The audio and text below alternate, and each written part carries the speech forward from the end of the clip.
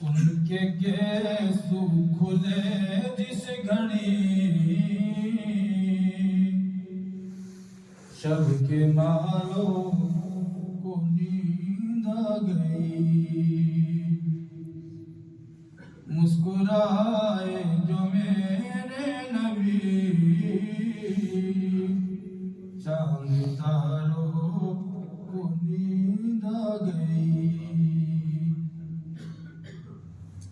آپ تشریف فرما ہوئے رحمتوں کی گھٹا چھا گئی رحمتوں کی گھٹا چھا گئی کوئی منظر کشی کیا کرے کوئی منظر کشی کیا کرے جب نظاروں کو نیند آ گئی مسکرائے جو میرے نبی چاند تاروں کو نیند آ گئی اللہ اللہ پسینے کی بو مشک فردوس شرما گئی مشک فردوس شرما گئی پھول بوٹوں کی اوقات کیا پھول بوٹوں کی اوقات کیا خود بہاروں کو نیند آ گئی مسکرائے جو میرے نبی چاند تاروں کو نیند آ گئی بات اہل عرب کی نہیں ساری دنیا ہی بے چین تھی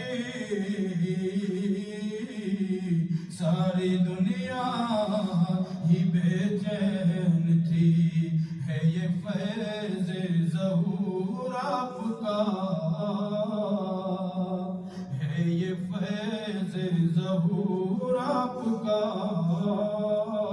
بے قراروں کو نیند آ گئی مسکرائے جو میرے نبی چاند تاروں کو نیند آ گئی ذکر احمد کا صدقہ ہے یہ آپ سب باشعور لوگ ہیں باذوق ہیں اور الحمدللہ ایک نہیں کئی علماء کرام مفتیان نظام آپ یہاں خطابت کے فرائض انجام دیتے ہیں تو آپ نے مشہور حدیث تو سنی ہوگی جبریل امین بد دعا کر رہے ہیں اور آپ صلی اللہ علیہ وسلم آمین کہہ رہے ہیں اس پر آقا کا نام سنے جو درود پاک نہ پڑھے بخیل ہے وہ شخص اور بدبخت ہے تو کتنی بار میری نام پاک میں آقا کا نام آتا ہے آپ صلی اللہ علیہ وسلم کہتے ہیں تو ایک سنت بھی آپ سے ادا ہو رہی ہے اور میری حوصلہ افزائی بھی ہو رہی ہے تو اس لیے کم از کم اپنی بیداری کا ثبوت دے دینا چاہیے آقا رحمت صلی اللہ علیہ وسلم کی سنت بھی ہے جب حضرات صحابہ کرام میں سے حضرت حسان رضی اللہ تعالیٰ عنہ کے بارے میں مشہور ہے لیکن 22 صحابہ سے رسول اللہ صلی اللہ علیہ وسلم کی نعتیں ثابت ہے حضرت حسان کے بارے میں حضرت حذیفہ کے بارے میں اور بھی حضرت کعب کے بارے میں رسول اللہ صلی اللہ علیہ وسلم جب نعت پاک سنتے تھے تو اللہ مزید فزید اور اللہ معید بروح القدس جیسے کلمات سے تائید فرماتے دعائیں دیتے اور بلکہ حضرت کعب کو تو اپنی چادر مبارک آپ نے اتار کے دے دی جب انہوں نے قصیدہ بردہ سنایا تو میرے بھائیوں اس لیے سبحان اللہ درود شریف پڑھ لیا کرو کہتے ہو جو ہے ان کے گیسو کھلے جس گھڑی شب کے ماروں کو نیند آ گئی مسکرائے جو میرے نبی چاند تاروں کو نیند آ گئی ذکر احمد کا صدقہ ہے یہ بزم گیتی منور ہوئی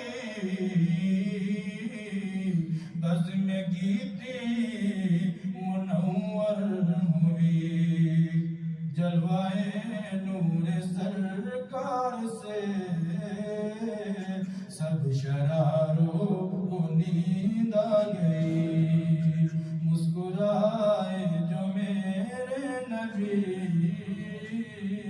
چاند تاروں